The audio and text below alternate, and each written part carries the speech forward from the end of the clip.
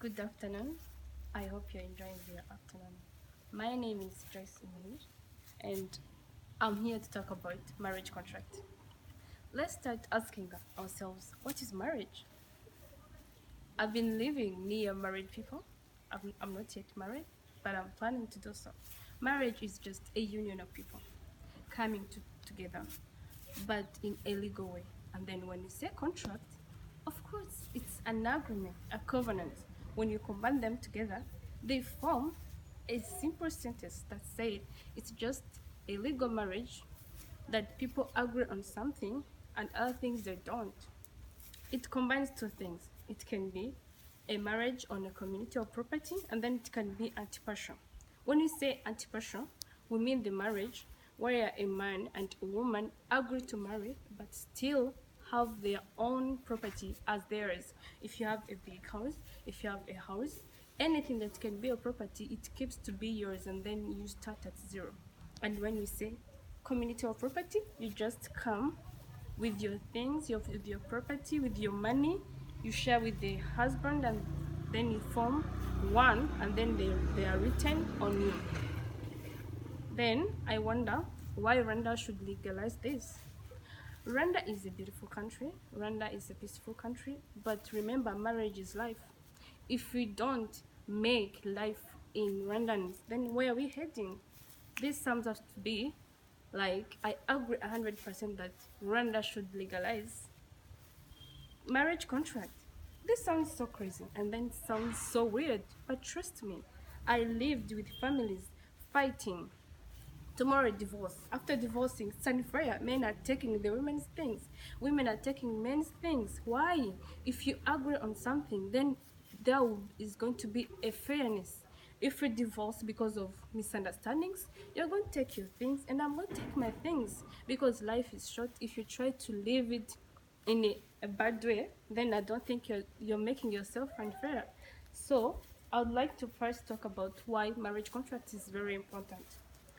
We all know that today's life, women or girls are running after men with money.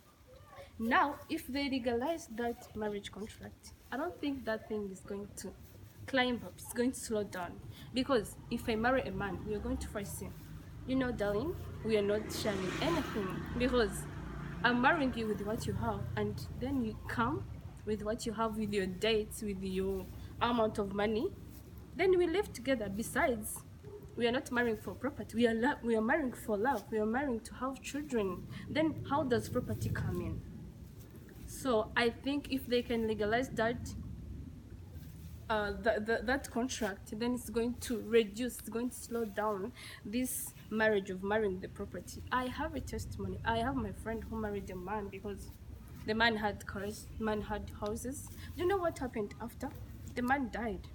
After dying, everything was taken because he had followed the man for money. Nothing happened. Everything was written on the man's family. Now I wonder where the woman was. But if they have agreed, saying that we are going to marry, but darling, your things are your things, your debts are your debts, your house is your house, then it's going to create a competition, which is my second point. If there is a marriage contract, it's going to be a competition. You, a woman, you, a man, you're going to say, if my wife has a car, if my wife has this amount of money at the bank, then what am I doing? I have to work hard because that's not mine, that's his. Or that's not hers, then it's mine. I have to work hard. There is going to be like a slow motivation that is going to help you both.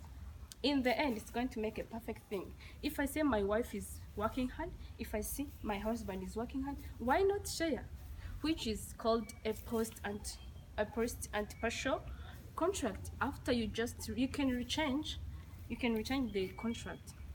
According to NISR, which is National Institutional Statistics of Rwanda, we have 10,559,973 people in Rwanda. Now imagine if they are all struggling in marriage. And remember when I started, I just told you that marriage is life. Rwanda is peaceful, devolved, but it can be more devolved when there is peaceful in marriage. That's where our children come from. That's where our dates, our taxes come from, family. And if you want to make family so important, you have to legalize things. You have to put fairness. If the people are saying they don't want to share this and this, why not put it on? Because it's contributing to the development of the country. I just want you to understand they use the importance of just legalizing what people want. Besides, the question is, why should Rwanda legalize? Then they should legalize, because that's the benefit. They are benefiting. If you make a marriage that you're not happy with, you're not contributing anything.